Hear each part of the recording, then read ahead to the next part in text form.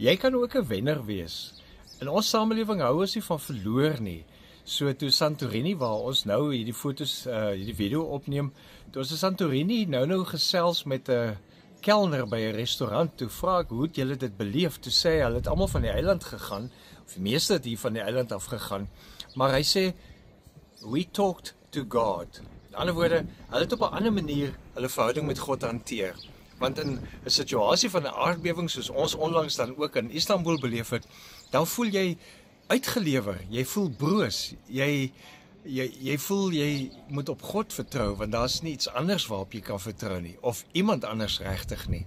En wat belangrik is dat ons in ons samelewing nie graag verloorders wil wees nie, want ons wil nie ons status prys gee nie, ons wil nie ons besittings of ons mag prys gee nie, ons wil ons identiteit behou.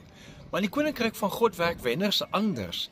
Wenners, sê Paulus vir ons Romeine 14 vers 17, die koninkryk van God is nie 'n saak van eet en drink nie, maar van gehoorsaamheid aan God, vrede en vreugde wat die Heilige Gees ons gee. Dis die belangrik om te onthou. Jy kan ook 'n wenner wees, want jy moet net gehoorsaam aan God wees. Wat ook al gebeur, aardbewing of nie aardbewing, mooi plek of donker plek, waar jy is, God is ook daar. We must just talk to God, soos die ou gesê het vanoggend. Die het geïnspireerd.